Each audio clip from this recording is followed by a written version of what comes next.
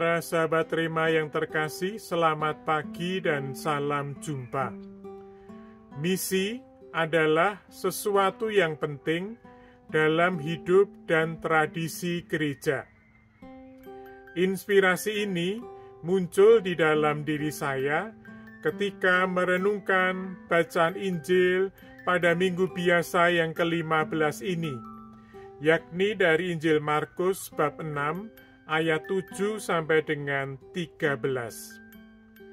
4 paus yang terakhir, mulai dari Paus Paulus yang ke-6 hingga Paus Fransiskus, secara langsung atau tidak langsung menggarisbawahi pentingnya misi bagi gereja pada zaman sekarang ini. Mengapa misi begitu penting bagi kita? Tentu jawabannya bukan hanya soal menambah jumlah anggota. Kita sangat bersyukur jika semakin banyak orang mengenal Tuhan Yesus, tersapa oleh hidup dan ajarannya, dan kemudian memutuskan diri untuk masuk ke dalam persekutuan gereja. Kendati demikian, ada hal yang lebih hakiki terkait dengan misi, terkait dengan perutusan yang perlu kita perhatikan bersama. Dan hal yang hakiki ini bisa kita temukan jika kita menimba inspirasi dari Tuhan Yesus sendiri. Yesus adalah Sang Sabda.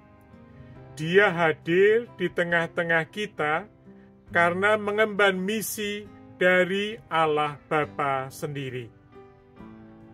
Begitu besar kasih Allah atas dunia ini, sehingga Ia mengutus putranya ke tengah-tengah dunia.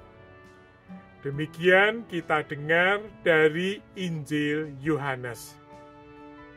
Sebagaimana Yesus mengajarkan kasih Allah kepada dunia dan kemudian menghidupinya secara konsekuen, kita sebagai pengikutnya dipanggil untuk melakukan hal yang sama. Inilah misi kita. Inilah perutusan kita sebagai pengikutnya. Bagaimanakah ini bisa secara nyata kita lakukan dalam hidup kita setiap hari? Bacaan Injil minggu ini memberikan arahan, memberikan perspektif kepada kita. Karena hakikat misi adalah memberi kesaksian akan kasih Allah yang menyelamatkan, kita hendaknya pertama-tama bisa menghidupi warta keselamatan itu. Kita hendaknya bisa mewujud nyatakan warta keselamatan itu di dalam hidup kita. Inilah maksud yang hendak disampaikan oleh Tuhan dalam bacaan Injil minggu ini. Orang yang menghidupi kasih Allah bisa percaya penuh pada penyelenggaraannya, dan kemudian dia tidak akan terjebak mengandalkan hidupnya pada hal-hal yang kurang hakiki. Kemudian Yesus juga mengutus muridnya berdua-dua. Sekali lagi, ini juga menggarisbawahi aspek yang lain, yakni hidup bersama. Kita diutus tidak pernah sendirian. Kita diutus di dalam kebersamaan. Hidup kita sebagai keluarga memancarkan kekuatan kasih Allah, dan itulah yang menyapa banyak orang.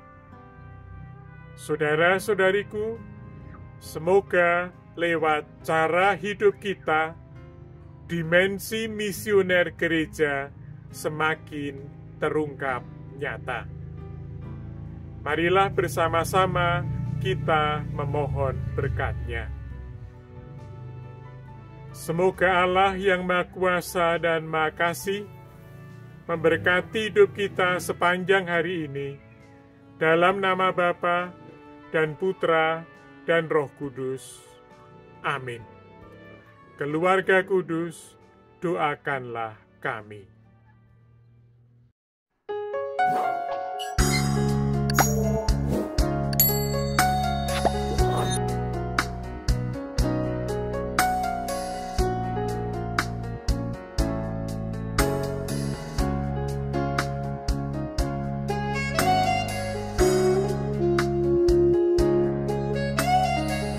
Sahabat Rema, sampai jumpa dalam program berikutnya.